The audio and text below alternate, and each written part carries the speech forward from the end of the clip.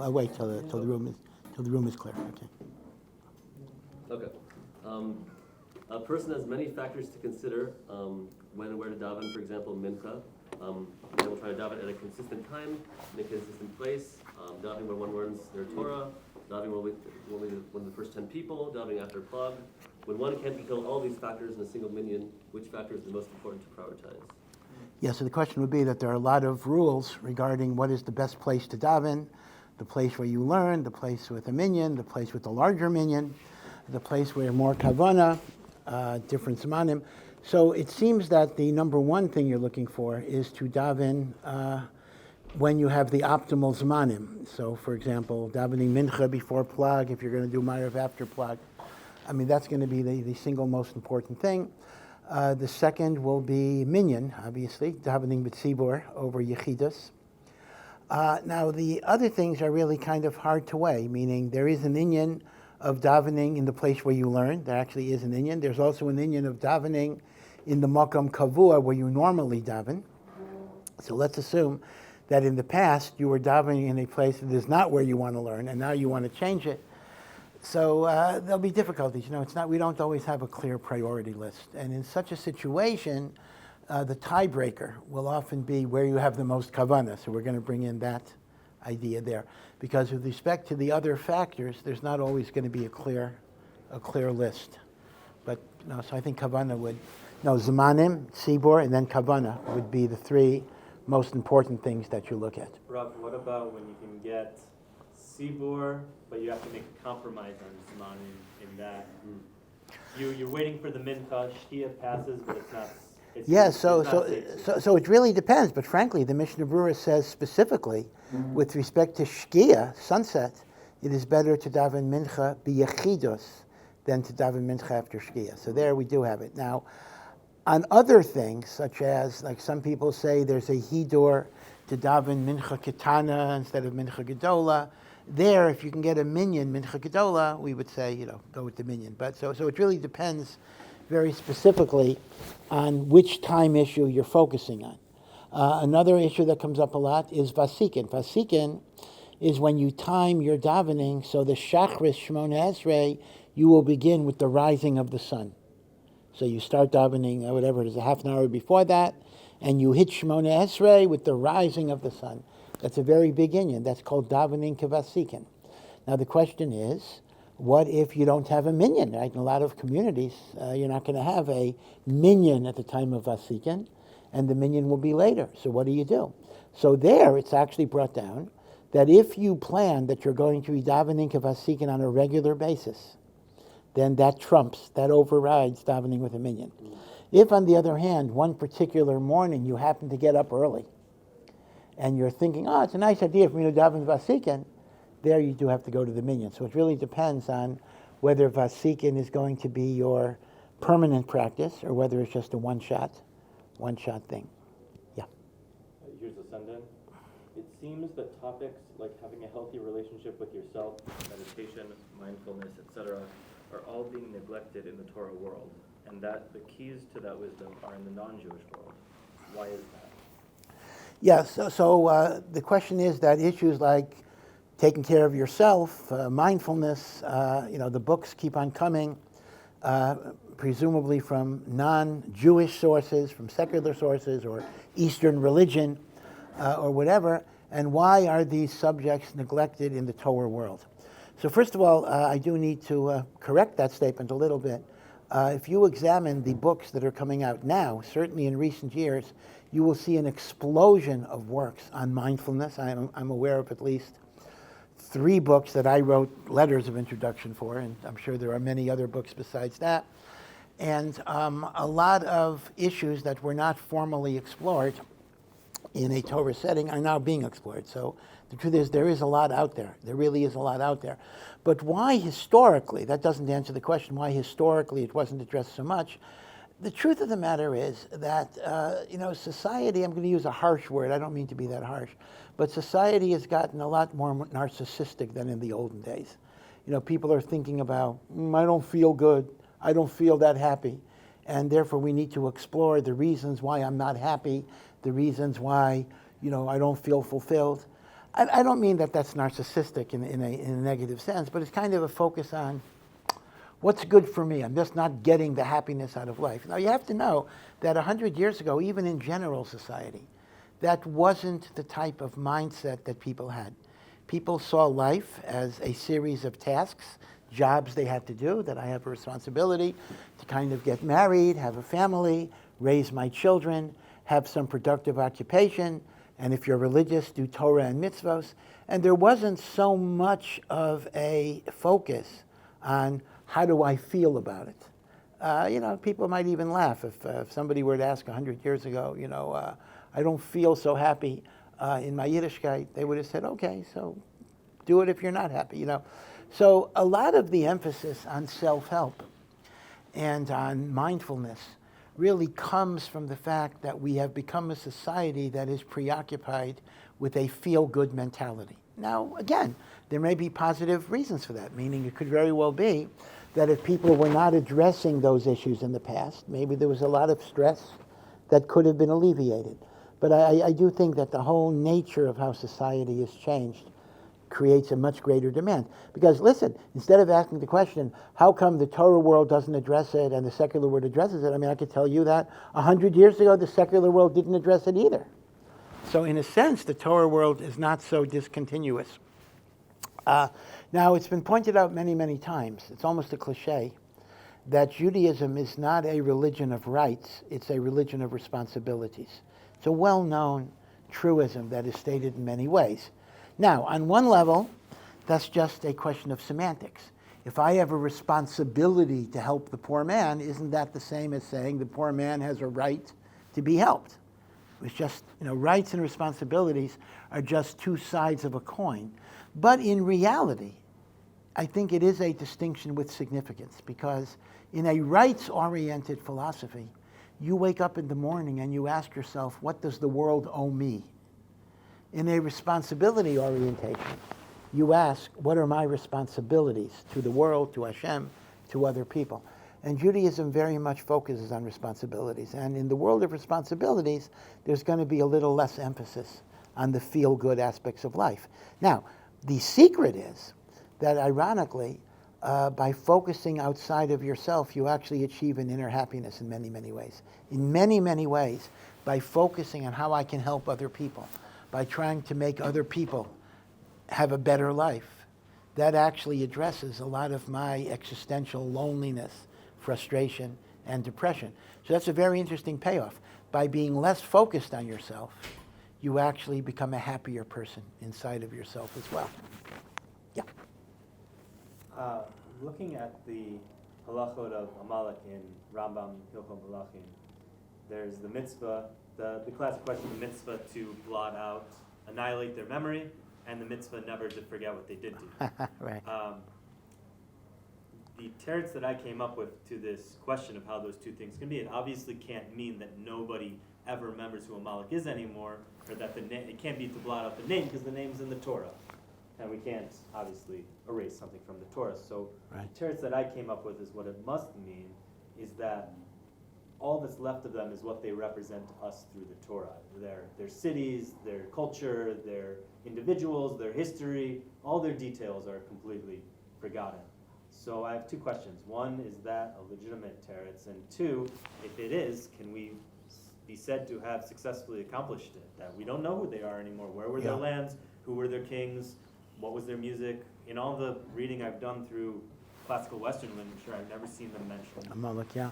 Yeah, the question that's raised is the famous question where the Torah says, do not forget, remember for eternity what Amalek has done to you. And then the Torah says, eradicate their memory from the face of the earth.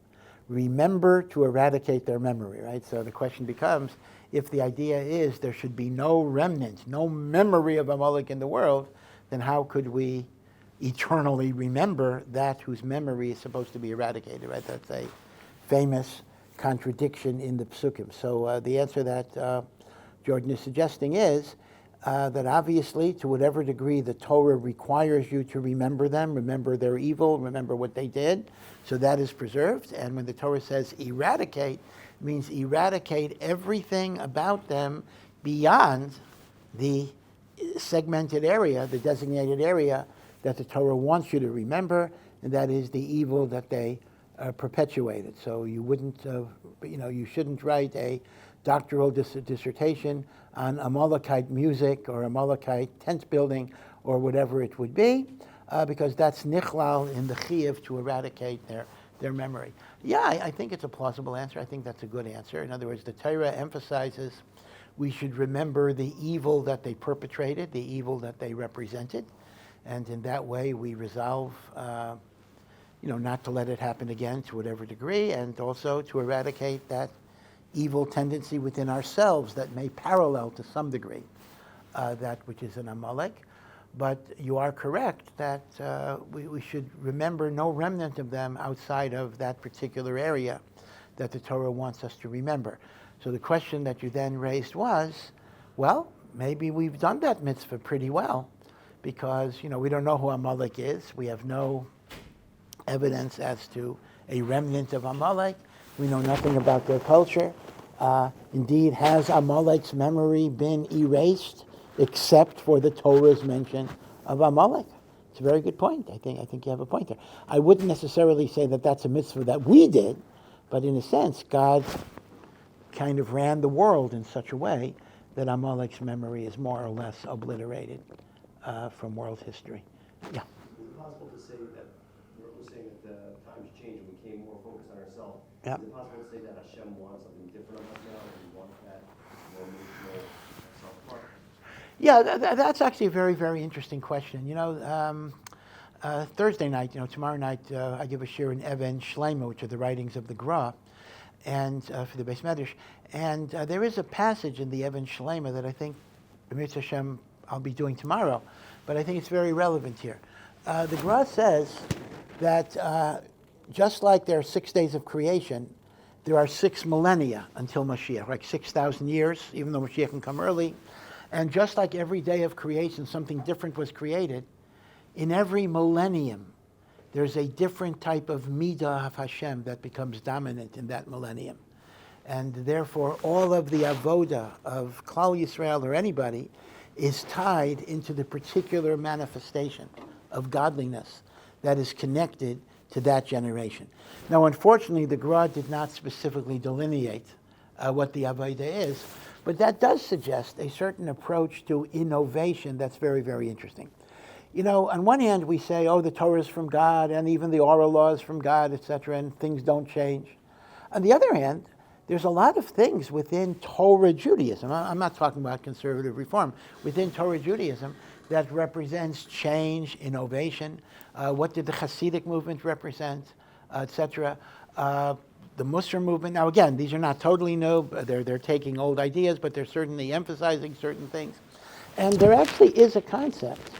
And these movements were criticized, by the way. Anytime somebody is trying to do something new, there's going to be a lot of criticism. But one could legitimately state, exactly your point, that as mankind goes through the cycle of history, I don't want to say evolves to a higher level, because in many ways we go lower, but we're different in any sense. The avoda that worked at a certain time and period may not be the appropriate avodas Hashem at a later point. Yes, the Torah does not change, absolutely. The halacha does not change. The mitzvahs do not change. That's not what I'm talking about. I'm not talking about reforming Judaism as a system.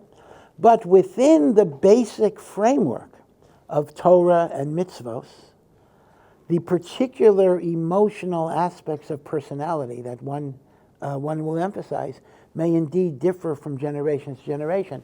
And therefore, that which may not have been appropriate 100 years ago may become appropriate. So you are correct that it may be very possible that maybe what you might call the development of the self is not simply a weakness of our narcissism, but it may be part of God's plan to complete different facets of the human personality that may have been a little incomplete at earlier stages.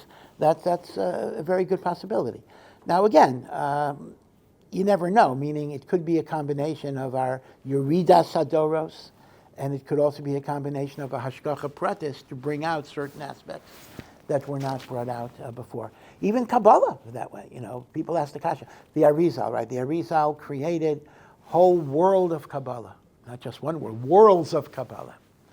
Now the question is, the Arizal was very, very great, but was he greater than the Rambam? Was he greater than Ramban? Was he greater than the Tanoim and Amoraim, who didn't seem to have all of these mystical ideas? So sometimes they claim, oh, they had them, they just didn't say them, but the Pasha says they didn't have them. They didn't have them.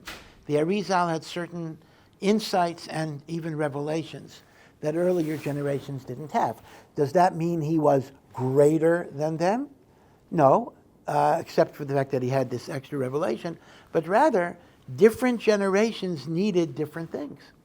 It could very well be at an earlier stage in time, people had a direct and simple connection to God that did not require the complications of Kabbalistic thinking. Later, it was thought that people needed a relationship that was more complex and multifaceted. So yes, there is, this is a long-winded answer, there is an element of hashgacha pratis in the metamorphosis of new ideas entering into the Torah world. It's very, very complicated, and it's also a dangerous idea, so no hate mail, please. The dangerous idea is that in some ways, the rhetoric that I said, the vocabulary that I said, is the very justification for Reform Judaism. So, some guy will get up and make a speech about society changes, human personality changes, we have to have a flexibility in the Torah of Hashem. And lahavdil, this is the same thing they argue about the U.S. Constitution, a living constitution. It has to change, it has to evolve, as opposed to Justice Scalia, who hated the living constitution. He used to say, I don't like living constitutions, I like dead constitutions. He said, I like it the way it was in 1787. In many ways, Scalia actually had a very close affinity to Orthodox Jews. I can tell you this. Because he saw Orthodox Jews the same way, that they took their traditions coming from God and we still with it. We don't say it changes with the times. So I remember I was at kind of a Jewish legal convention that Chabad was organizing years ago, and Justice Scalia was invited to be the main speaker. And in fact, I kept that in my office because at one point, when I was teaching at the University of Maryland Law School, he actually called my office just to get directions or something. So there was a phone message from my secretary, says, Justice Scalia called. So I kind of framed that message for a long time, whatever. But so Scalia got up, he was Catholic. And the first thing that he said was, he really apologizes since he got on the court, he's not able to keep up with Daf Yomi and the like. But once again, so the point I'm making is, on one hand, I'm telling you, there is a metamorphosis, there is a change, there is a growth, there is a dynamism, there is the notion of new ideas being developed within the framework of Torah. On the other hand, we would reject using that rhetoric for reform and the like. So it's a dangerous way of speaking, but just because it's dangerous doesn't mean it doesn't have truth when it's properly applied. Okay, so I hope that addresses your point a little bit. Yeah? When I write Beis Hamikdalet on my paper.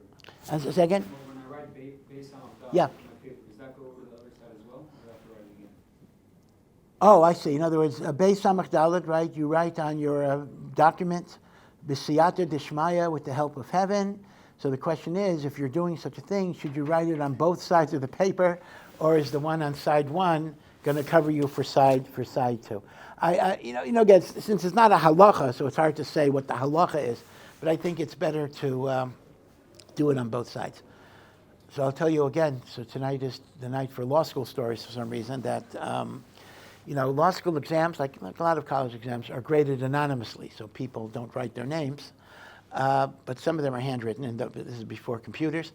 And yeshiva guys would often write the Beis Hamikdalet, so at least I would know who they were, or at least I would know they were the from people, and the thought would be, it wasn't true, that I would grade them more leniently and the like.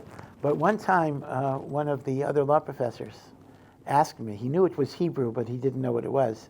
He asked me, what is this thing here? So I said, well, the student is asking for the help of God in doing this exam. So he says, I don't think his God helped him that much. So I just said, well, it could have been worse. You never know. So God can help you much better than it would otherwise would have been. But I think the minhag is to do it on both sides. Yeah.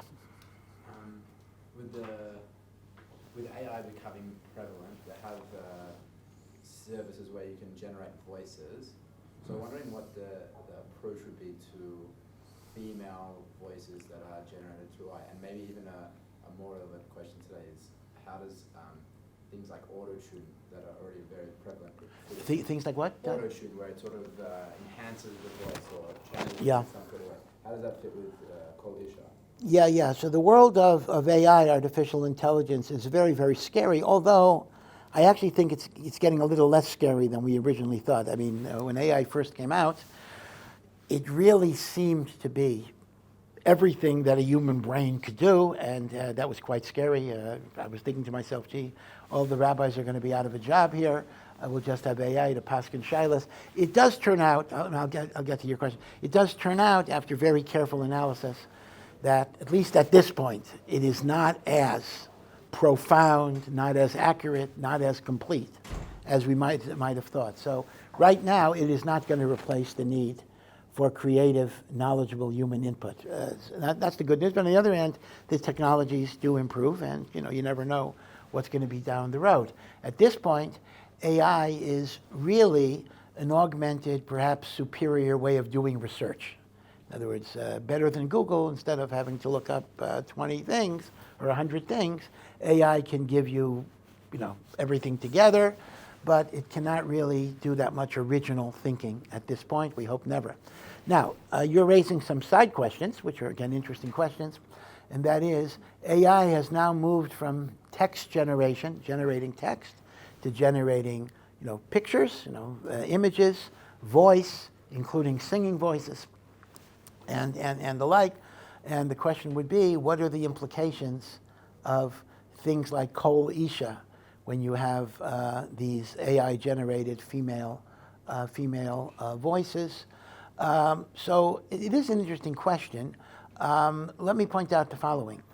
There are shitos that are very, very makel in anything that's not a live singing voice, even if it's an actual recording of a singer.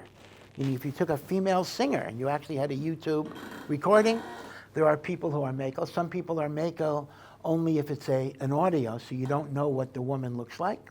Some are makel even if it's a video, as long as it's not a live Zoom feed or something, because once it's recorded, it is not considered to be a human voice. Now, if you go with the opinions that say that even a recorded human voice is not within the prohibition of kol isha, then I think kal v'chomer, an AI-generated voice, would not be nichlal in kol isha. The question is, if you're machmir on a recorded voice, at least if there's also a picture or an image, so the question would be, would AI fall under that category? I honestly don't know. I think there would be at least a shaila like those opinions, but I don't think I've seen any particular psak on it. So it's something to think about, something to work on. But as I say, I am fairly confident that if you're makel on recorded human voices, you would be makel on this as well. Yeah.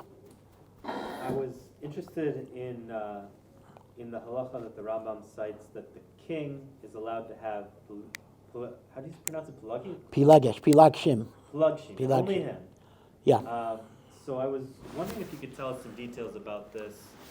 Why? What was the role of the pilagesh? Am I pronouncing that right? Yeah, pilagesh. What's the role of the Yeah. pilagesh in the king's life, or why would he want one? Why would she want to become one? Can you tell us any more details, like any interesting? Yeah. So first of all, it's important to know generally that there is a concept in Chumash and in Nach as well called the pilagesh, which is defined as a concubine or a mistress. And there's a machlokas rishonim. What is the difference between a pilagesh and a wife? Right? There's a wife, and there's a pilagesh. So according to some rishonim, according to most rishonim, including the Rambam, a pilagesh has kedushin. There was a ma'isa kedushin plus a kesuva. That's an isha. That's a wife. A pilagesh is without marriage at all, quite literally, a mistress or a concubine.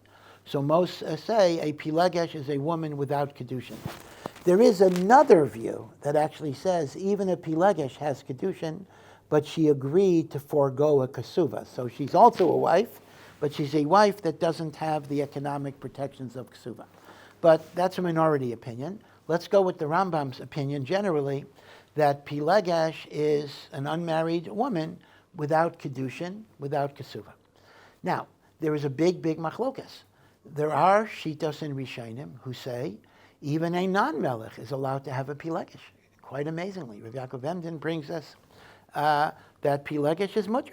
Now, this is not to be taken halacha l'maisa. We don't paskin this way. But the Rambam and Rav Yosef Karo in the Shulchan Aruch, they all paskin that there's an isser d'oraisa for a Jewish man to have intercourse with a single woman outside of kedushin. It's an isser d'oraisa, and therefore the concept of a pilagesh is halachically prohibited for anyone other than a melech. Right? That's the Rambam Shita, and the Shulchan Aruch so paskins, although the Shulchan Aruch does not mention melech, obviously. So the Rambam learns, unlike the Rishonim that Rav Yaakov Emden brings, that pilagesh is only a heter for a melech. Pilagesh is not a heter for a hedjot, for a non-melech. Okay. Today, we don't have a category of melech, halachically, so nobody can have a pilagesh. So the question you're asking is one that I don't know if I have an answer for, and that is, okay, why should a melech be mutter b'pilagesh? Why would a melech want a pilagesh? How were pilagshim treated, and the like? The truth is, I honestly don't know. We really don't have any evidence of how pilagshim were treated. We know that just as a melech is not allowed to have many wives, he's also not allowed to have many pilagshim, that he shouldn't get distracted in the performance of his duties. But in terms of why would a melech elect to go with a pilagesh, it's not entirely clear. Now, in terms of royal succession, in terms of malchus going to a child, I do not believe that there's any, in other words, you might have a havamina and say, well, maybe the melech chooses the queens if he's willing to have his successor from them. But if he's not willing to have his successor from a woman, she'll be a pilagesh. And that way you're not going to have royal succession. That might be a havamina to think about, but I don't think it's emes. I believe that royal succession to the son of a king goes to whichever son is most suitable, and it makes no difference if it's from a wife or from a pilagesh. So all I can say is it's one of the prerogatives and privileges that are given to monarchs, but I don't know why in particular a king would elect to go. Anything that we can learn from this halacha about how we relate to Hashem as the Jewish people, and how we relate to each other? That only the monarch has this privilege to basically have girlfriends? Well, I will tell you this. There's a pasuk in Shir Hashirim that talks about there are 60 queens and 80 pilagshim, but only you, speaking about the Jewish people, you are my choicest. And Rashi explains that all of the seed of Avraham, including Ishmael and Esav, it's very strange, are called God's queens. And then the descendants of Noach that are not part of the Avraham line are called God's concubines. So in that poetic imagery, there is this difference based on relative closeness. What's quite astounding to me is that if you're classifying Avraham's descendants as the queens of God and the other Noachite descendants as the concubines of God, in the calculation of 60 that Rashi enumerates, the 60 queens, he is including Esav, Ishmael, Esav's children, Ishmael's children. To me, it's quite astounding, including Amalek. Yeah, it's quite astounding that you're including these Rishayim somehow on a higher spiritual level than some of the other Gentile nations that fall under the concubine standard. Right? It's a little, but that's where Yichus comes in, but they're still from Avraham, and therefore there's some privileged status that they have. But I don't know. I don't know why a king would decide this. See, it's very hard for us. we have, the Musar and the Midos that we understand we're supposed to live by, we primarily get from Chazal. The Mishnah, the Gemara, the Medrash, Pirkei Avos, books of Musar. And then one of the big difficulties, I'm just being very honest and open with you, one of the very big difficulties we have is when we try to match the morality of Judaism as taught by the Torah Shebaal Peh, and then we encounter biblical figures. There is sometimes a disconnect, meaning to say the behavior of the Jew of the Tanakh does not always correspond to the behavior of the Jew in the Torah Shebaal Peh. Now Chazal themselves recognize that problem, and often they bridge the gap by interpretation. They interpret the psukim in a certain way, but other times they don't really give us an interpretation. And it could be that some of the interpretations were lost, or Chazal just didn't give us an interpretation. And I think the issue of pilagshim is one of those issues that has not been clearly explicated in Chazal. Certainly, if we had some great Rosh Yeshiva who was in the habit of taking pilagshim, we would look askance at it. We would not look at it as a good and kosher and noble thing. And yet the Torah allowed it for a melech, which means obviously it's not considered to be the most evil thing of all, and it was considered to be good within a certain context. So that's where we sometimes have a disconnect of how to make things fit in. So it is a problem that you'll encounter many times. And once again, it's kind of similar to what you asked me last week about Tehillim 137, smashing the heads of the babies on the rocks. How could that be? Once again, it's a disconnect between what the pasuk says and the morality of now love him, to be humiliated and not to strike back, etc. So there are going to be those problems that we can't fully answer.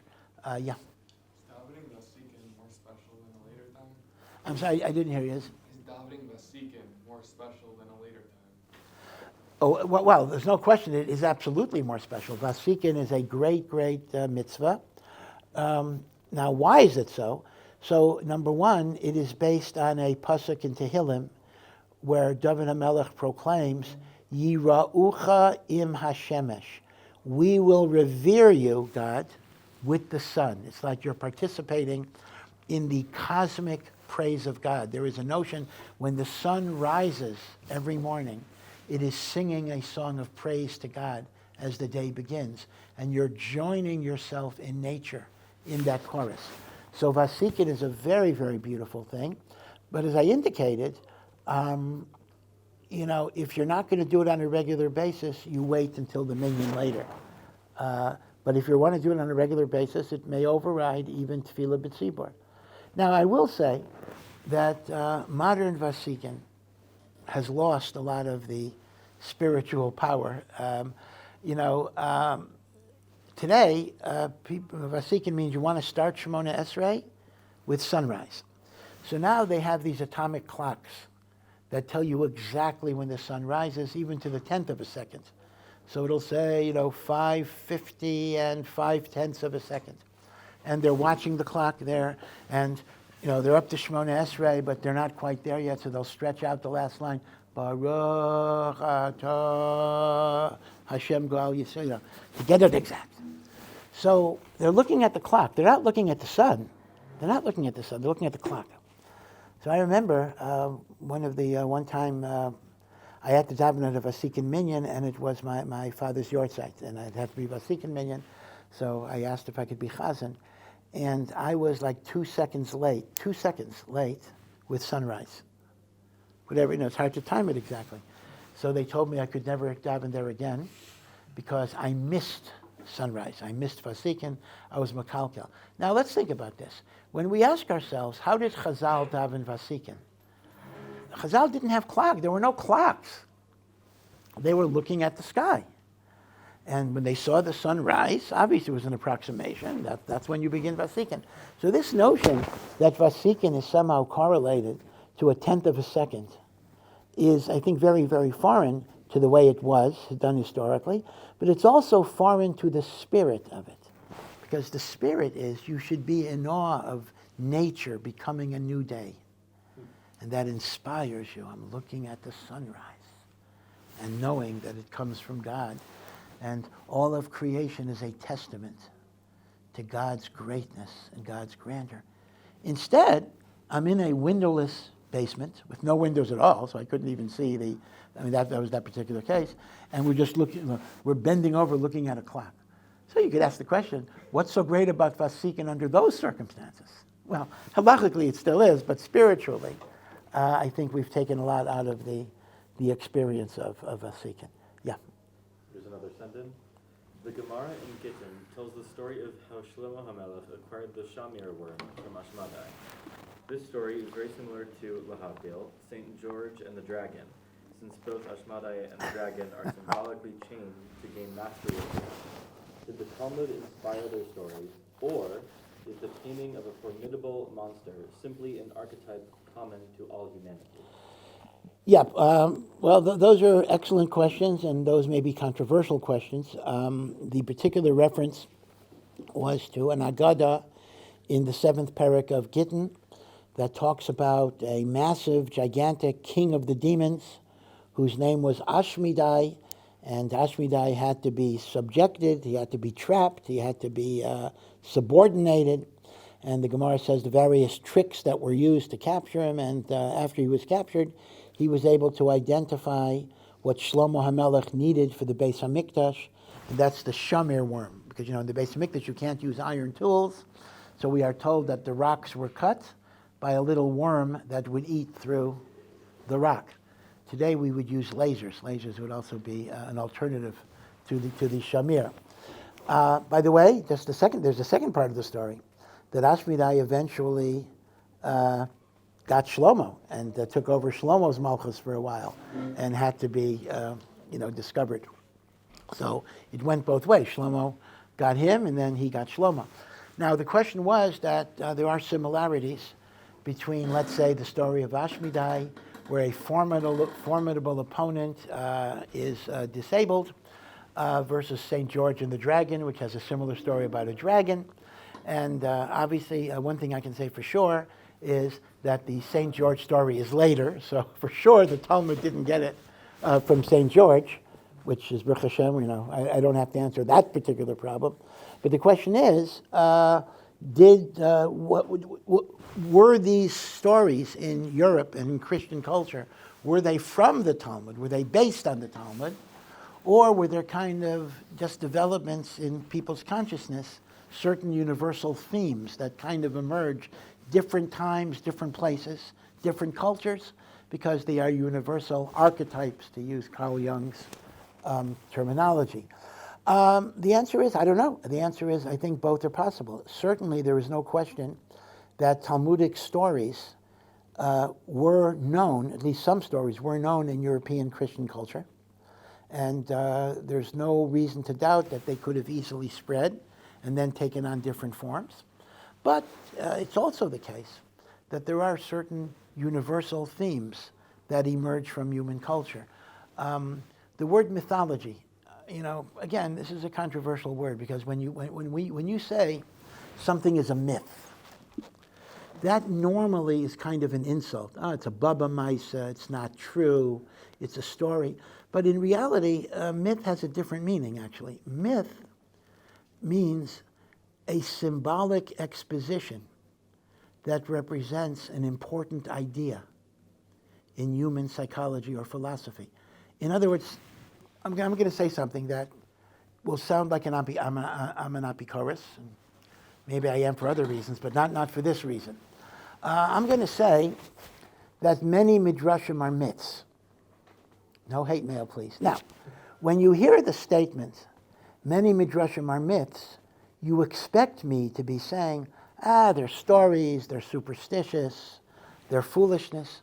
God forbid. God forbid. That's not what I mean by it. By a myth is exactly what the Rambam says. The Rambam writes in the Hakdama to Chelek that there are three categories of people in terms of how they look at Aggada and Medrash.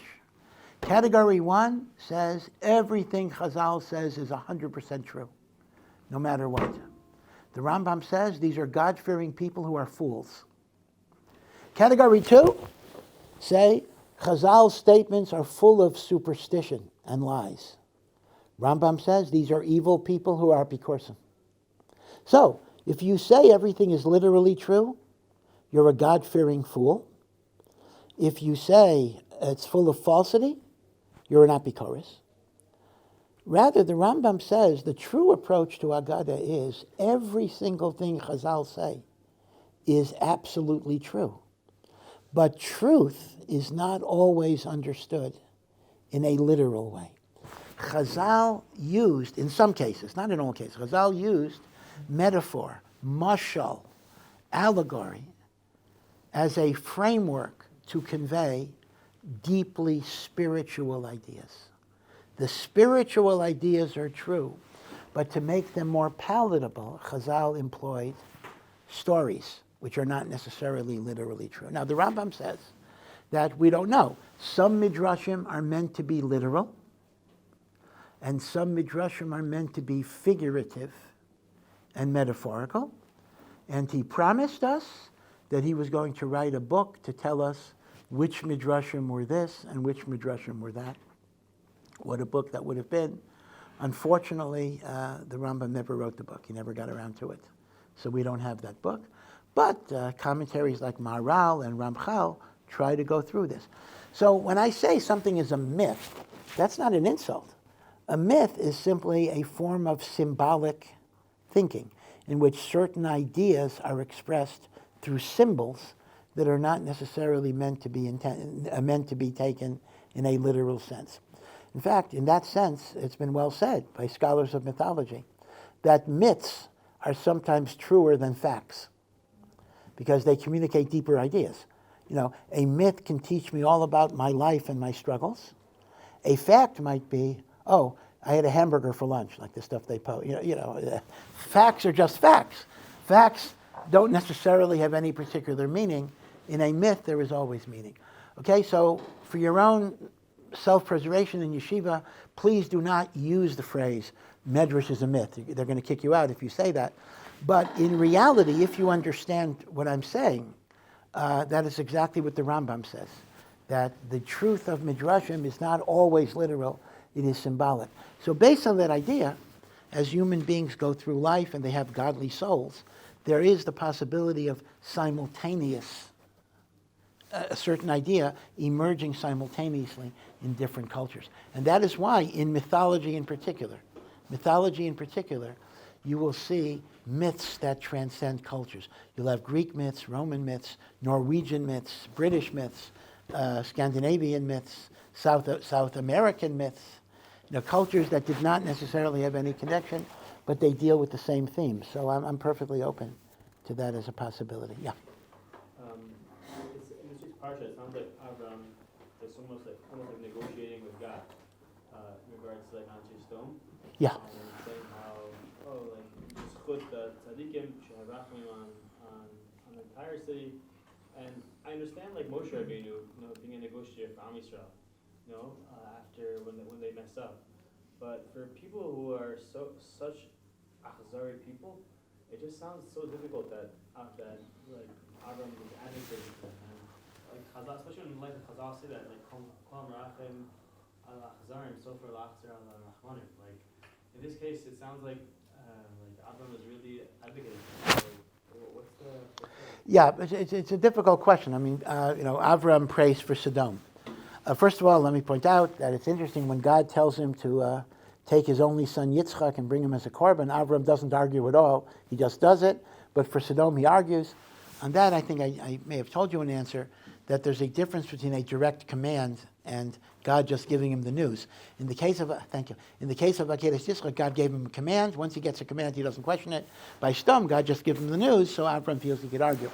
But your question is, are you supposed to, I mean, somebody asked me, for example, are you supposed to pray that Hamas doesn't get killed? Are you supposed to pray that Gaza, God show mercy on Gaza?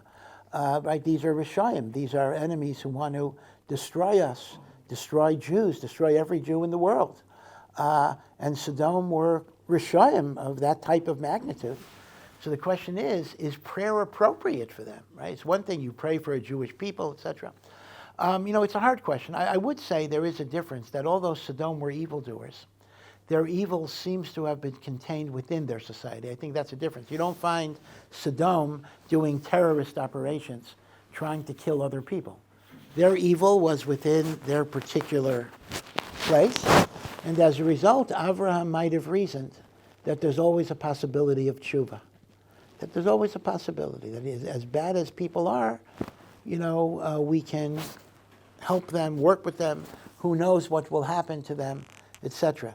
As opposed to people who are actively trying to kill you. There you don't seek rachamim for them. But it is a good question. I think Rabbi Dr. Norman Lamb, Zecharno Livracha, was a longtime president and officially even Rosh Yeshiva of YU. Once wrote an article about how, the yeshiva world has changed. Let's imagine today, a man would appear, Avraham Avinu would appear, and he would go to Times Square in New York. Times Square is a little cleaned up now, but it used to be a very immoral district. And he would start praying for all of the drug addicts and all of the criminals and all of the pickpockets and all of the murderers in Times Square.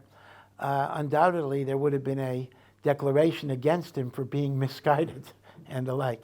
The very thing Avraham did, if he would do it today, he would be condemned. So we've become a little more chomer. But still, you are right. I don't think even Avraham would pray for Hamas or whatever it would be. So it is a good question. By the way, for those of you who are liberal, it's interesting, there is a chazal that says that the real Avera of Sodom was they were anti-immigration. There's a chazal to that fact. Because Sodom was a very, very prosperous economy, and there were poor people who wanted to migrate to Sodom to try to make a living and benefit from its economic growth. And Sodom was afraid that these immigrants would deplete their economic wealth, so they had an anti-immigration policy where nobody was allowed to move to Sodom unless they were wealthy. And Chazal say it was that selfishness that caused the Churban of Sodom. So if any of you advocate, although today I don't think a sensible person would advocate for it, but if any of you wants to advocate for open borders in immigration, you could use that Chazal as a little bit of a source for it. Yeah. I think by now most of us have heard about the Yeshua that many of the Shomer Shabbat communities that surrounded Gaza had on Simchat Torah, that basically the terrorists drove up, and the gates were closed, Yeah, their trick of waiting for someone to come open didn't work, and they moved on to easier targets.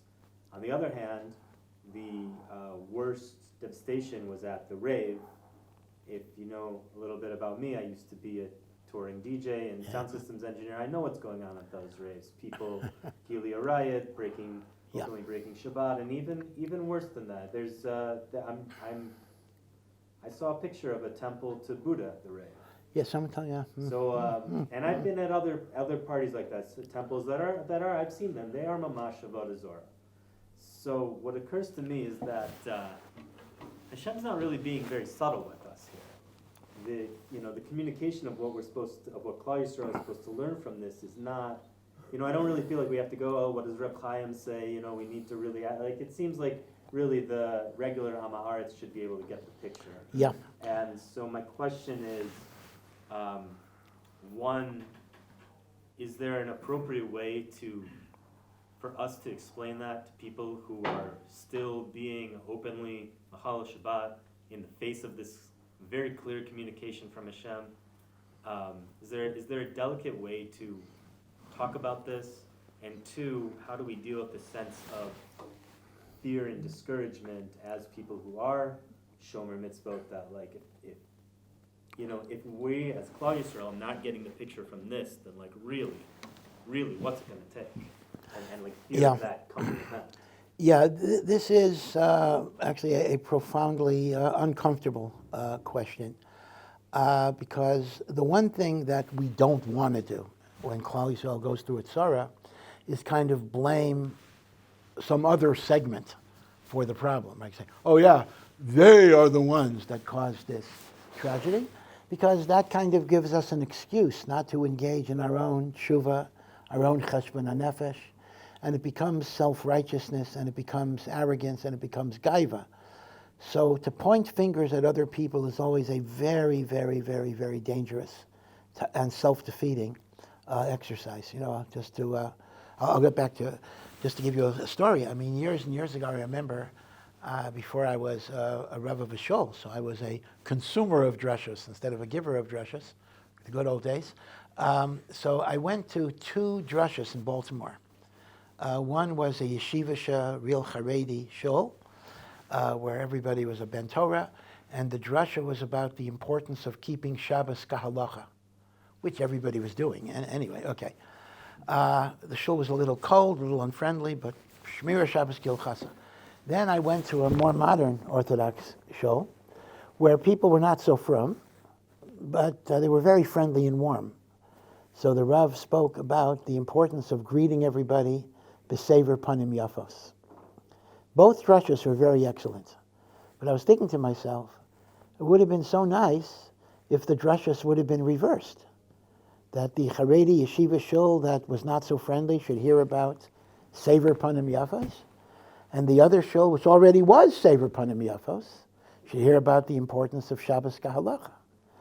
Now the way it worked then is, given the fact that you're preaching to the choir, as the expression goes, so when you're sitting in this Haredi shul and you're hearing the Rav talking about how important Shabbos is, you're thinking, yeah, that shul down the street ought to listen to the message. And when the shul down the street is hearing how important it is to be friendly, yeah, that shul down the street, right? In other words, a drasha shouldn't be that you're thinking about the faults of other people. So that's why it makes me very uneasy. On the other hand, I can't deny the reality of the situation. One of the Zemiras of Shabbos, written by Rav Avraham Eben Ezra, Ki yeshmera Shabbos kel yishmereni. When I keep Shabbos, God will watch over me. That it's not. So you don't even have to look at it as a punishment for Chilul Shabbos. You can look at it as Shmiras Shabbos brings bracha. I think that's actually maybe a better way of saying it. Hashem will protect me. Ki yeshmera Shabbos. And it's an amazing thing. I mean, it's on video where these terrorists, they're trying to get in and they can't. And they just give up. Let's go and let's murder some other village, whatever it would be. They couldn't get in. It took so little. I mean, it took so little to repel them. Just you have a closed fence and the like.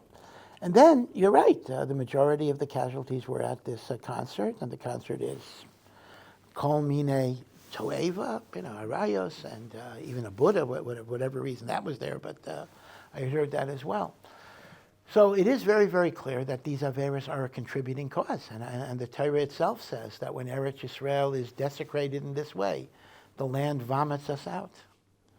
And the Ramban has a very important point, that Hashem will tolerate Averos in Chutz La'aretz that he will not tolerate in Eretz Yisrael. Sodom was a confederation of 5 cities. Sodom, Gomora, Adma, Tsevoyim, and Zoar in Mitzrayim. But Zoar was spared, and only the 4 cities were destroyed. And the Ramban explains that Zoar was just as bad as the other cities, but they were in Eretz Yisrael. This was in Mitzrayim. HaKadosh Baruch Hu allows Chutz La'aretz to be in a certain level of tumah. So there's no doubt about it that when we look at these things, we do have to think about those Averas of Shmiras Shabbos. But I do think we then have to turn it back. Even so, we have to turn it back on ourselves, and that is, okay, what can I do as a person to try to spread the message of Shabbos and mitzvos to the world? Because if there are Yidden who don't keep Shabbos, it's not only their problem, it's my problem. Like, what could I have done that I didn't do? You see what I'm saying? So if you look at it in terms of your responsibility rather than blaming other people or looking down at other people, then I think something constructive can come out. And the emesis, there are, not as much as we would hope, but there are some constructive things emerging here. The sense of unity, the sense of achdus. If you remember the situation in Israel before the war, a month ago, and it's like a distant memory. People don't even remember it. Israeli society was being ripped apart over judicial reform, had all these demonstrations, and then the draft thing had all those demonstrations. And people were not just demonstrating, they were saying this is civil war. There was even a fear that soldiers wouldn't serve in the army, which Baruch Hashem didn't materialize. But they were talking about, not reporting to duty, civil unrest, end of Israel, and the like. And there was so much fighting, so much machlokas, so much sinas chinam on all sides of the coin. And Baruch Hashem, if we can talk about a silver lining in a time of tragedy and sorrow, there's a lot of unity, a lot of achdus. And Baruch Hashem, it's even been translated into greater mitzvah observance in some ways. I think I mentioned there are tens of thousands of soldiers who want to wear tzitzis. There's a big demand for tzitzis. It's hard to meet the demand. And a lot of them are not religious, or formally not religious. Tefillin, right? There are tzitzis campaigns, tefillin campaigns, davening campaigns. And non-religious people are responding, and it's because the religious people are dealing with them with love and with care and with concern. So yeah, I'm not a novice, and none of us can point to anything exact, but certainly the Chilul Shabbos, the pretzis, the immorality, has its cost. It has its cost, and we've seen the cost. But we have to ask ourselves, what can I do to make it better? I'm not here to criticize other people. Many other people are tinok shenishpa, they didn't learn. And I'll tell you an example. Rabbi Yashiv said once, and he said he thought there was no such thing as tinok shenishpa in Eretz Yisrael. He says, what do you mean? Every Israeli knows about religious Jews, right? You can't escape it. So how can you say, this Israeli never heard of Shabbos, never heard of kosher? Rabbi Yashiv basically said, halachically, that's impossible, because for sure they heard about it. If nothing else, their car got blocked at a demonstration of Charedim and the like.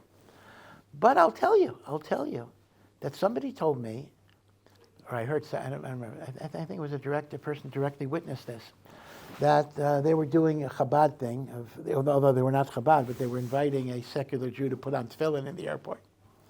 And the secular Jew put it on, and he began crying as he remembered his childhood. And he had a daughter. And she asked her father, what is this? She never saw a pair of tefillin. And when he said, Shema Yisrael, she asked him, what are you saying? Now, this is frankly amazing, and I wouldn't have believed it. You can grow up Jewish in the state of Israel, and you have never heard the pasuk, Shema Yisrael, Hashem Elokeinu, Hashem Echad. It's amazing. I mean, it's unbelievable. I honestly did not believe it.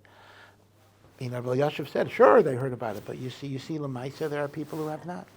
And this was not even like, I don't know, it was outside of Tel Aviv. It wasn't like, well, Israel is a small country, but there's no middle of nowhere here. But there was no equivalent of the middle of nowhere in that situation. So as a result, I don't want to be outer focused on them. They may have a whole bunch of excuses, but I want to be focused on us. And yeah, I think this highlights the achrayus that we have to take to try to bring Jews to Torah, and we can only bring them to Torah with love, not with condemnation. Yeah, back. This is an anonymous send-in question. If someone breaks Shabbos to save a life, for example, to turn on a light for a sick person, is that person allowed to benefit from that light, even if it's not for the purpose of that sick person? Yeah, that's a very excellent question. Let's assume that somebody desecrated Shabbos. Well, it's not a desecration, but they did what would otherwise be a violation of Shabbos for a chola that had a sakana, and turning on a light would be included, because even though that doesn't cure him, but it makes him feel better, and that's nichlal in sakana. Is he, the person who turned on the light, allowed to benefit from a Shabbos desecration that was done for a chola sheyesh lo sakana? Because normally, when you do melacha on Shabbos, you're not allowed to benefit from that melacha, right? That's the general rule. The short answer is, in this case, you are. In other words, the halacha is beferish that which you do for a chola sheyesh bo sakana, you are then permitted to benefit, because that's treated as a permissible action rather than an impermissible action. Yeah. What's the Jewish view on the gallbladder and like You say, there has to be a Jewish view on everything. What's the Jewish view of the gallbladder? Yeah, I suppose you're asking because we're not really sure what the function of the gallbladder is.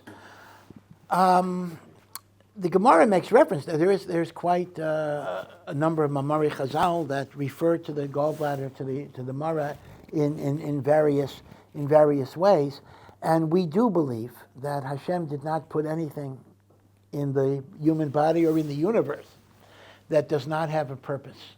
But I don't know. I'll check it. I don't recall if Chazal identified any particular purpose.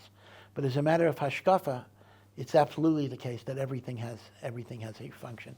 Everything has a purpose. So would a person be able to remove it for no reason? So I would say no. You should not remove it because there are purposes that you don't understand. Now, again, like anything else, if there's sickness, if there's infection, so you remove what you need to remove.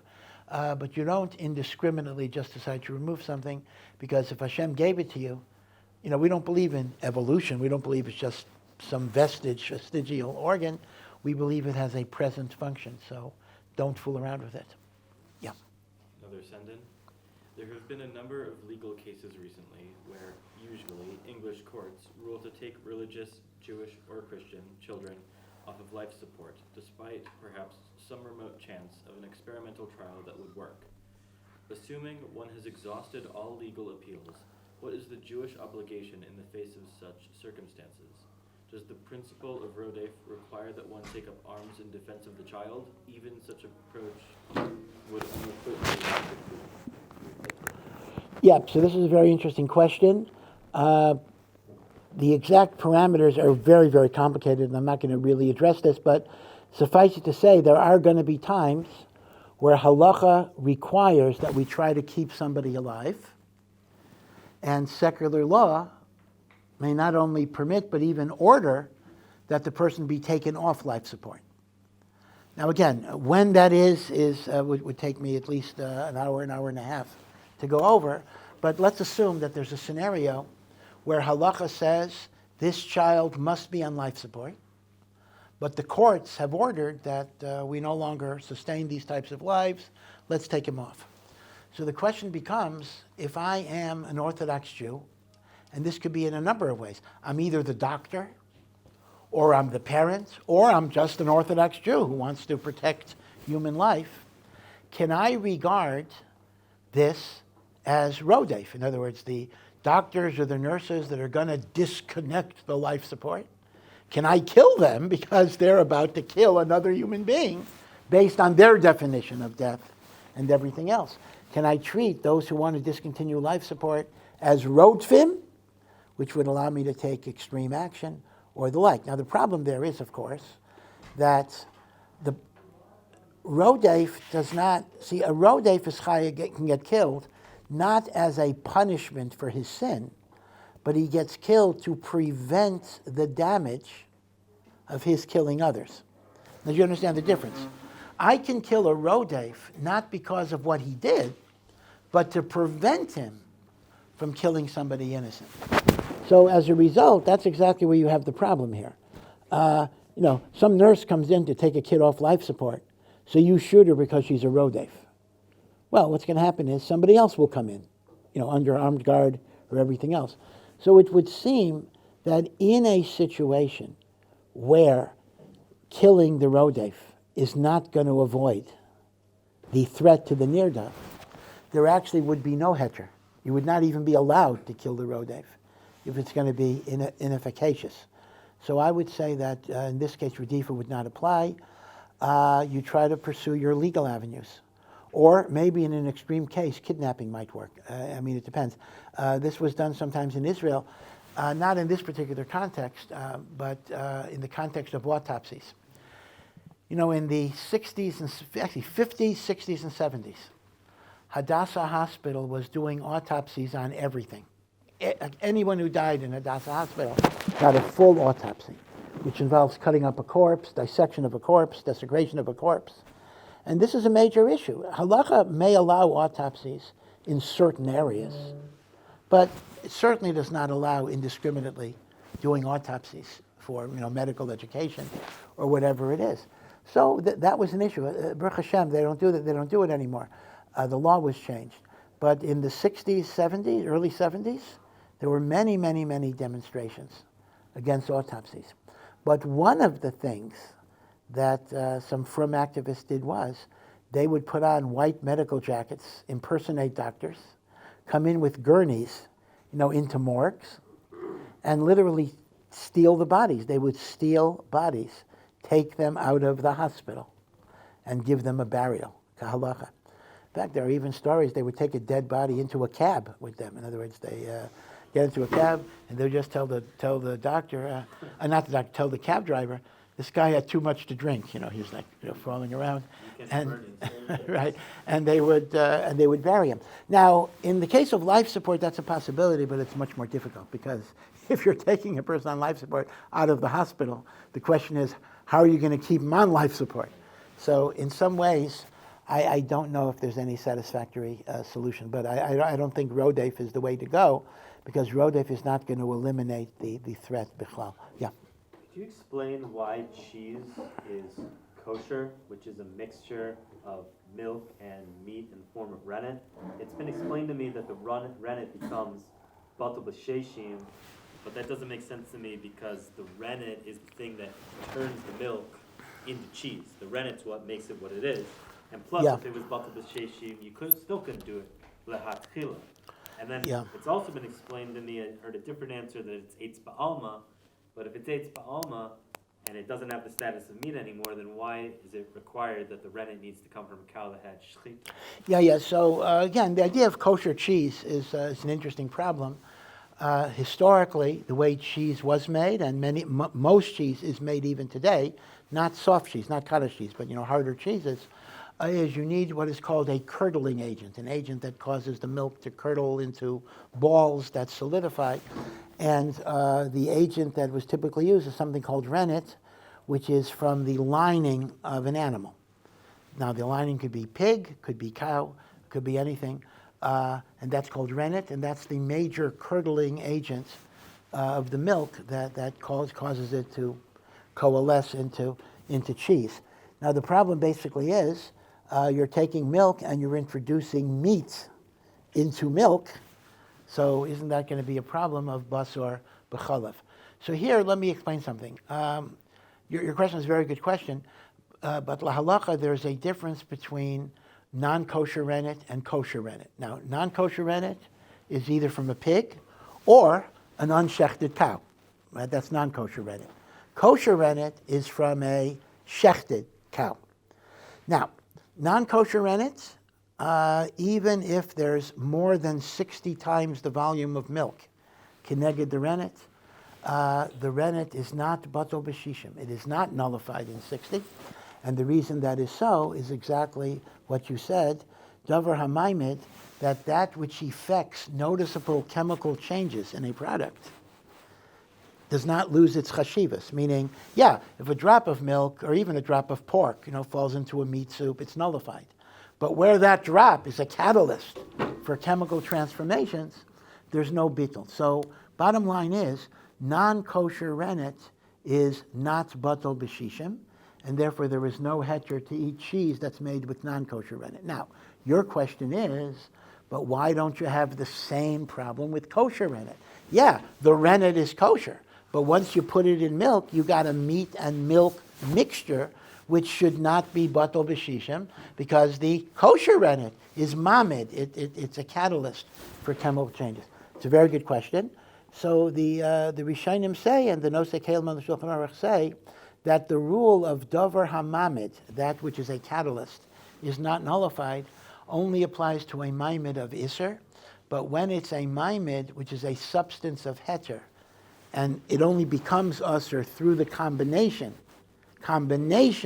with the milk, we will allow bittul b'shishim, even for davar hamaimid.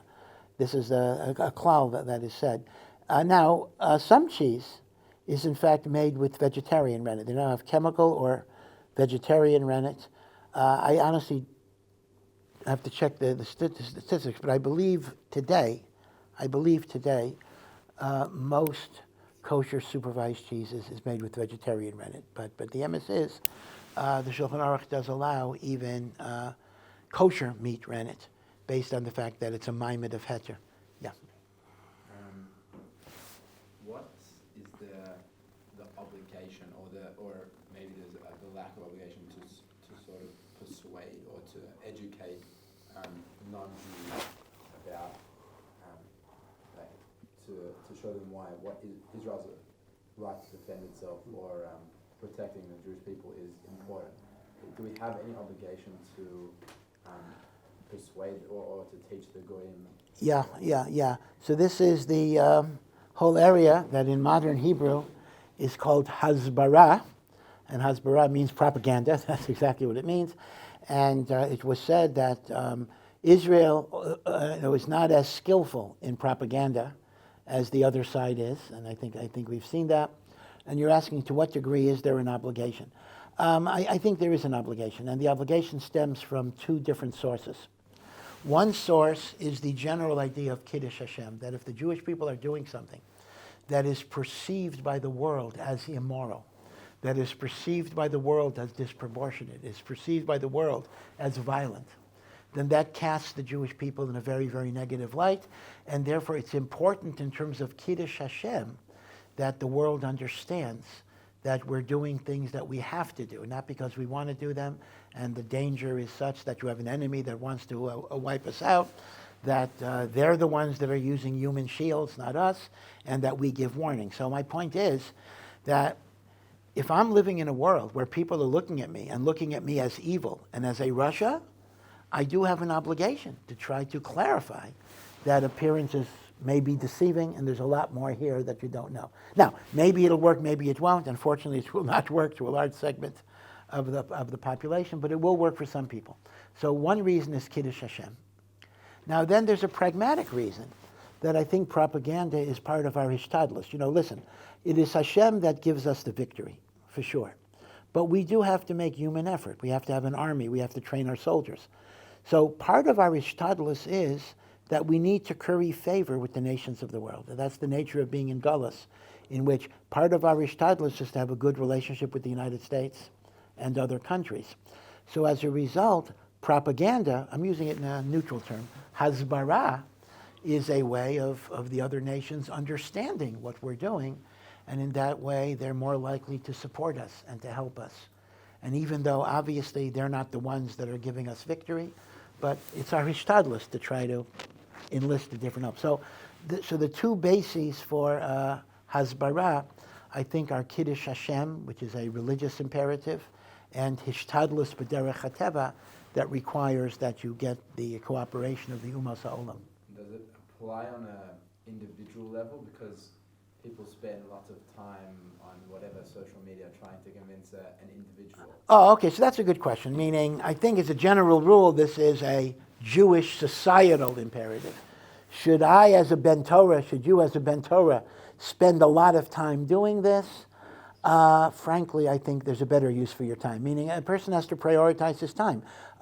Propaganda or explaining Israel's case, is a useful thing, but it's not as useful or important as some other things. And if it's going to take away from your learning and your avodas Hashem, then I think you need to prioritize and know that the learning is a more important thing to do.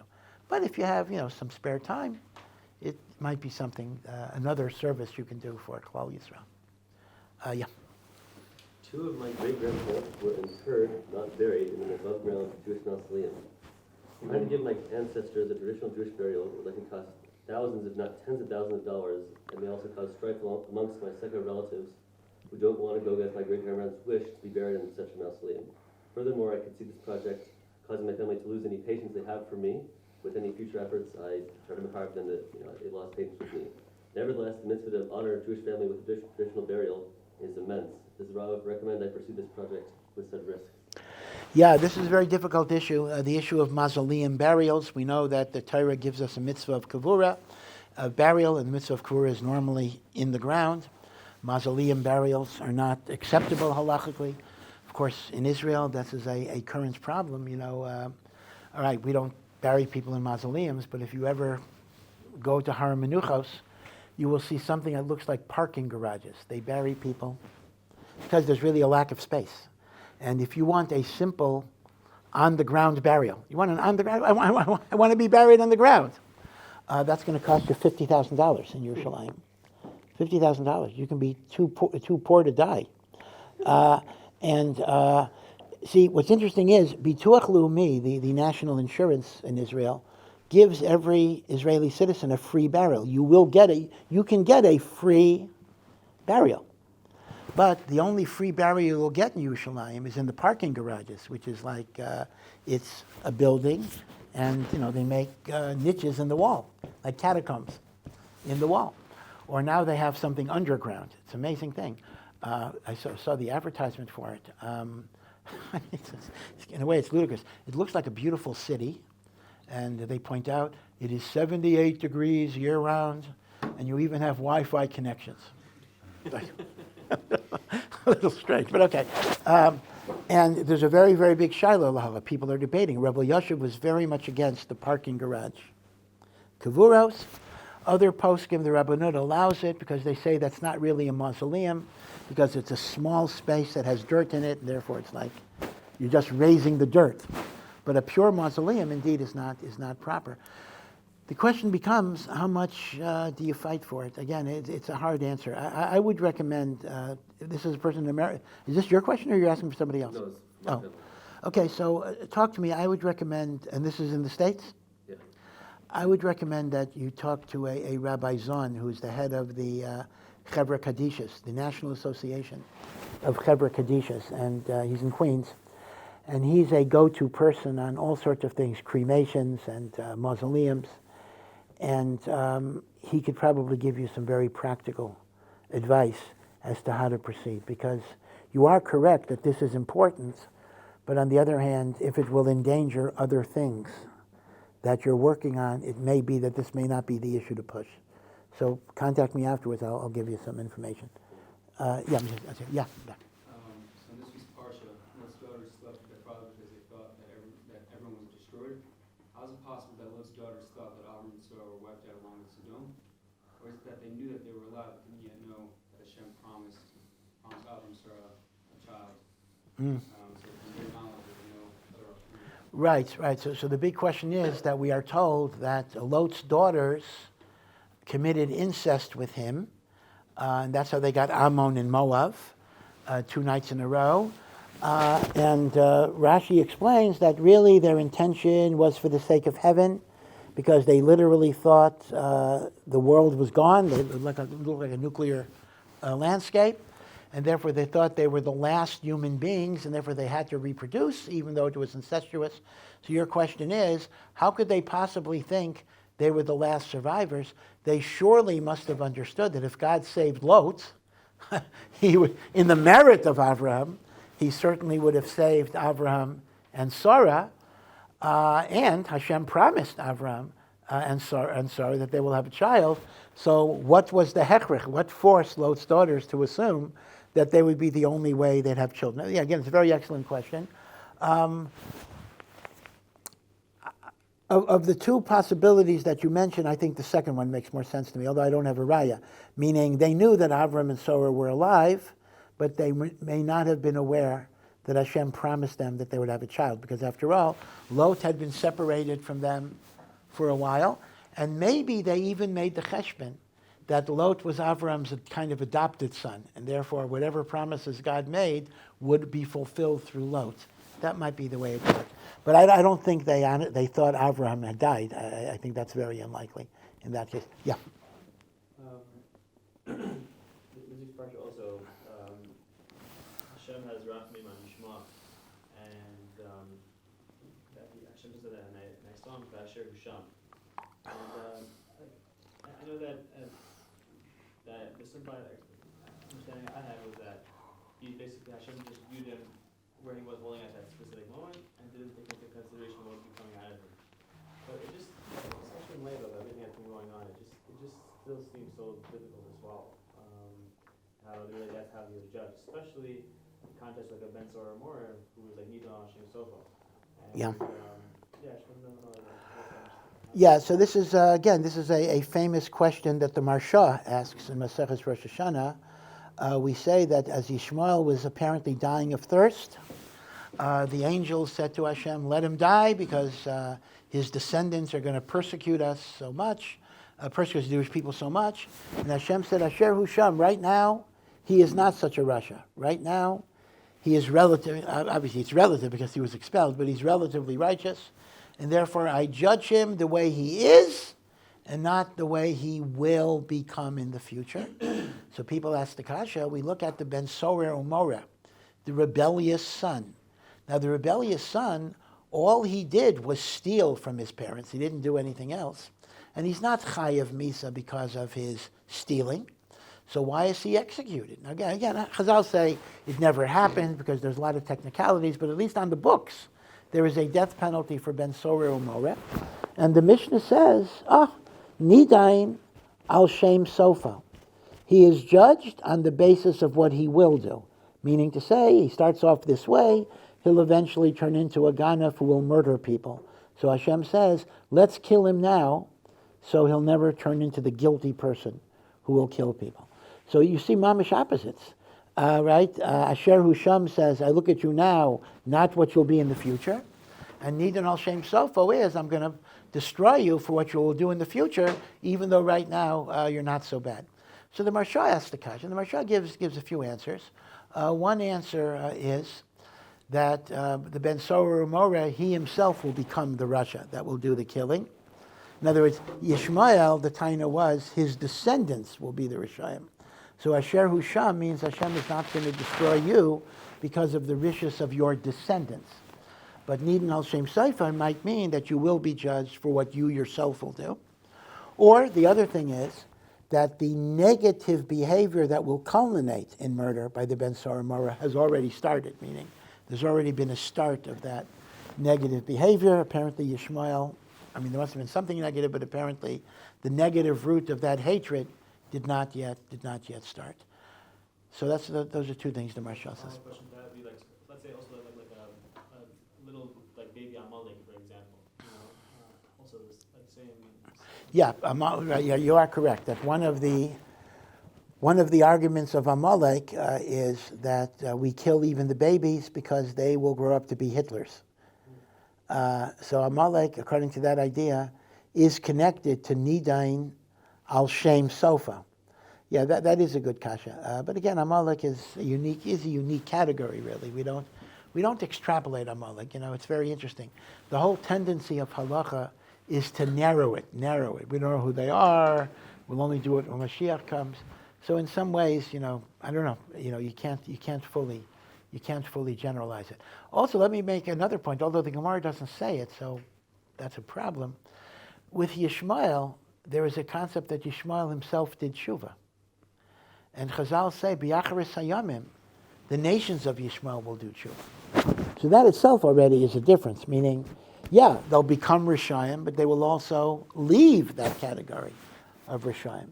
So if you're looking at the future, you got to look at the future positive outcomes and not just the future negative outcomes. I mentioned this morning that the Meshech Chochmah says, even the conversion of the Arab nomadic Bedouins from paganism to Islam was a first step in their tshuva by believing in God. And the second step would be they will renounce their violence against Am Yisrael, which I think you might have seen in the Abrahamic Accords with the Emirates, with Dubai, the Emirates, etc., which is unfortunately now in the back burner. So there is a process simultaneously with the violence of Hamas. There was a bit of a tshuva movement on the part of different Arab peoples. Yeah. I read in Adin Steinsaltz that one of the things that shapes the ritual forms of Judaism is the absolute prohibition against fashioning a statue, icon, or a mask. And yet we see in the Parsha of the Golden Calf that when Moshe comes down the mountain, he covers his face with a mask when it is radiant. Yeah. So my question is that I think that it could be fair for one to assume that at this time, everything that Moshe did was ritual on some level. It was probably the closest thing that he had to an actual, real, live, walking human Sefer Torah. He's like the Sefer Torah, as God told him to do. And so therefore, how can he don a mask, which Rabbi Steinsaltz explains is fundamentally prohibited in opposition to idolatry at all levels at the very point of transmission of the Torah to the Jewish people. You know, I'm not quite sure what he means about a mask. I get the thing about images, about not donning a mask, but I'm assuming he's referring to kind of a ritual where you would put on a face of some type, a face which expressed some type of deity, some type of God that you would be worshiping. Now that's very different than just a cover. In other words, Moshe Rabbeinu didn't have a mask. It wasn't a mask. It was, he covered, just like you cover your head with a talus, he covered his head because his light shone. In fact, if anything, you can look at it as anti-idolatry, because here if you have a man who's walking around with the light of God shining from his face, people might worship him as a god. So if anything, this was not a mask to kind of create the worship of something. This was a mask so people wouldn't worship him in many ways. So I think it's an opposite thing. And again, look at the analogy, married men who wear a talus, we put a talus over our heads, right? So we don't call that a mask. We're just kind of, we're enveloped by it. It turned out to be a semantic question. Yeah, I think so. Yeah. I'm not sure who says, but Chazal say that when you're in your mother's womb, you learn Kol Torah Kula, and then the angel slaps you, and then that's what you have. Yeah. I just wanted to know, Goyim also have it, so do Goyim also learn Torah? Yeah. So it's interesting that, I have to know where the source of the second part of it is. The statement that before you're born, the malach teaches you all of the Torah and then hits you and you forget it, that's in the Gemara. That actually is in the Gemara. But the statement that this is the indentation above the upper lip, that is not in the Gemara. So I'm wondering, I'll try to see if I can find out if that's just something that people add or it's actually a makor in Chazal. But let's assume that, because I've heard that also. Let's go with the assumption that this represents the malach hitting you. So why do Goyim have it? Do Goyim learn Torah, right, etc.? I think the answer is they do learn Torah, but it's not the same Torah. They learn the 7 commandments of Noach with all of the details. They learn an understanding of Hashem, and their whole life they have to try to live up to what they learn. So Torah is understood in a less literal way than the 5 books of Moses or whatever it is. So I think there would be Torah for Goyim too. Yeah. Does Hamas have a din of Amalek? I would say no. I would differentiate between the spiritual idea of Amalek and the halachic construct of Amalek. The halachic chiyuv to kill Amalek is based on a very specific nation. This is the grandson of Esav. So Hamas is not genealogically Amalek. Hamas is not the nation of Amalek. You see? So if you were to ask me, do I have a mitzvah to kill Hamas the same way I have a mitzvah to kill Amalek? The answer is no. My mitzvah to kill Hamas is not because they're Amalek. My mitzvah to kill Hamas is because they're a rodef, and Abba Lahargacha, someone is coming to kill you or kill someone else, you kill them first. It's a different orientation. So I wouldn't say there's a mitzvah to kill the babies of Hamas, even though there's a likelihood that they may grow into this, but right now we would not kill them. Now, there is, however, a spiritual idea of Amalek. It says in the name of Rav Chaim Soloveitchik that any nation that wants to destroy the Jewish people is Amalek. But I don't think Rav Chaim meant that halachically. Rav Chaim meant that in terms of the rishus, in terms of the evil, but the halacha itself is limited to a particular nation. How about the Nazis? I would say the same thing with the Nazis. The Nazis were the closest you could imagine. In many ways, I would say Nazi ideology is more Amalek-like than even Hamas. Because Hamas at least has the claim that they want land. Now, there's Hamas can characterize its position as we want this land because this is our country. Nazi Germany didn't have that one even. So in terms of pure hatred, Nazism absolutely is the koach of Amalek, but halachically, I still would say they're not Amalek either. Right? You have to be very careful. I mean, listen, we read in the Evan Shlema, I'm going to quote the Evan Shlema again, the Gra talks about the Erev Rav, the influences of the Erev Rav in Am Yisrael. And he mentions that in Am Yisrael, there are whole segments that are connected to the Erev Rav, and he mentions Balei machlokes v'lashon hara. And they are also called Amalek.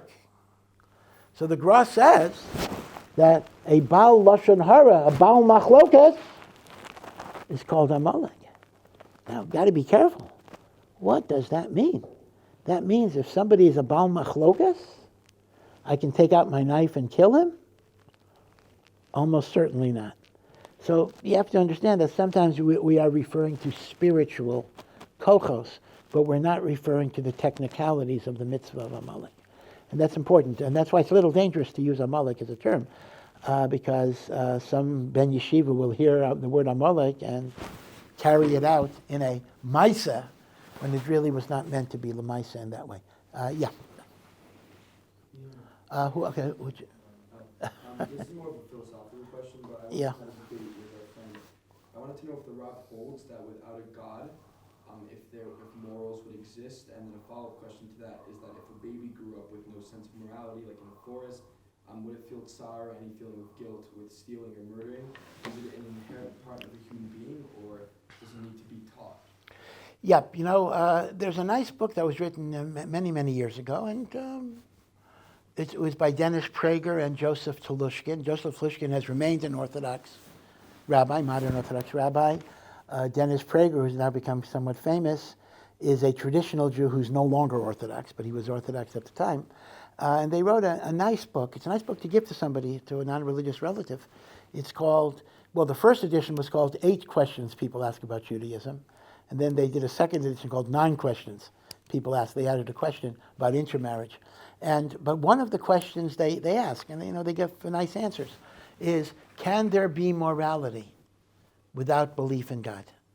Can there be a notion of natural conscience and the like? And they basically make the argument that Dostoevsky makes in Crime and Punishment, where he says, without God, everything is going to be permitted. Meaning, there is no morality without God. Now, you may ask me an obvious question. Well, wait a second here. There are atheists in the world, and not every atheist is a murderer or a rapist or a criminal or a serial sex offender. Are you telling me there's no such thing as a good and decent atheist? There certainly is. I mean, I'm willing to say, I'm sure Sam Harris, even Christopher Hitchens, I'm sure in their normal, everyday behaviors, they were perfectly normal people. But that's when you're not under stress. When push comes to shove, and you're faced with dangers, or you're faced with pressures. If you don't believe in God, why shouldn't I steal if I can get away with it? Why shouldn't I kill if I could get away with it? And I needed to get away with it. So I think a very strong argument could be made that without God, there is no basis for morality. But now let me make the opposite point. No, but I would say this. If without God there is no basis for morality, but I feel morality anyway, I naturally feel morality, then I think that's proof that there's a God that put that conscience inside of you, gave you that neshama. In other words, I'm not saying if I don't believe in God, I don't have morality. I'm saying the other way around. If I have morality, it came from God. It came from God. And that's why we believe that even a child who grew up in the jungle without any influences at all would come to some sense of normal moral behavior because it is imprinted in him, in his divine soul. And when we talked about the angel teaching you Torah before you're born, that's part of the Torah that the angel is teaching you. The principles of morality. That's why non-Jews will have it as well. Hamas or like Nazi Germany, like how do The, these kids are killing at the age of 12? no, you're right. You're right. The answer is that you can be brainwashed. That is very, very true. You can be brainwashed. You can be hypnotized. You're correct. A kid that just grew up in the forest wouldn't be that way. Wouldn't be that way. In fact, that's what they say. When you call murderous terrorists their animals, you're insulting the animals. Animals, live the way they're supposed to live. They do the best they can in their environments. But this is how powerful brainwashing is. It's brainwashing. It's not that they have an evil nature, but you take a kid and you train him from the time that he's 2 years old to hate Jews, to hate people, to kill, to believe that violence is the best thing. So you're perverting. But again, people would ask, well, does Hamas is Hamas made in the image of God? Are Nazis made in the image of God? I hate to say it. I believe they are made in the image of God, but they destroy it. They smash it. But I believe, the baby that was born in a pure state that could have been nurtured in the right direction, And the hope would be, if there's any hope, I mean, without Mashiach, there's no hope, but the hope would be that somehow there would be a generation of people, as Chazal say, that would come to some type of Teshuva and realize that they have to move away from this. We hope, yeah. Speaking of animals, in Hilchot Nezikin Mamon, we see a clear hierarchy of damages according to the level of responsibility or irresponsibility of the owner. A muad action and shein v'regel in public is zero responsibility for the owner. A tom action of an attacking sort has half damage in every area. The expected damages of shein v'regel in the rishon and nizak, you pay the full amount. And if these attacking behaviors become muad, then moving up the hierarchy, then in the public domain, it is also a payment of the full amount, despite it being in the public domain. But then the hierarchy stops. And in the domain of the nizak, still the muad, the attacking action which became muad, still is paying the full amount, just like a damage that was shein v'regel. So I was wondering if you could help with any insight about why the hierarchy comes to a sudden halt. That you're asking, why is shein v'regel in the rishus of the nizak? The same damage as Karen, which became muad in the rishut hanizak, is the same compensation of mishaleh. In other words, why don't we differentiate between tam and muad by shein and regel? I mean, in other words, No. Yeah, I'm trying to get exactly what. So the question, I'm sorry, it's a bit technical in the sugya, but the question is that it seemed to me that the penalties are organized very rigidly according to how much achrayot the Baal Habayit had in the situation. Right. So it goes up in terms of how much he has to pay, with balance towards how responsible he was towards that area that he doesn't have. And then suddenly, when it gets to the issue of a Karen action which became muad, now he's paying the same amount for damage that happened in the Rishut HaRabim as the Rishut HaNizak. No, but I think, again, maybe I have to go through the sugya in more detail, but I think the basic idea is that once you reach muad is the apex of responsibility, meaning to say, once you know you have a habitual, dangerous animal, an animal that has gored, 3 times, so then at that point we make no difference if it's public, private, you have a responsibility to guard that animal and not let it perpetrate damages. So all of the presumptions that allow you to kind of walk with my animal in the public domain without liability or partial liability just cease to exist once you're muad. In other words, muad trumps everything at that point, because muad creates unlimited responsibility, no matter what area, no matter what. So it's more like, instead of there being a hierarchy, it's that once the Karen action has become muadified, it's now made to be equal. That's correct. There is no liability distinction at that point. Okay, I'm going to stop here. But anyway, thank you, and much hatzlacha.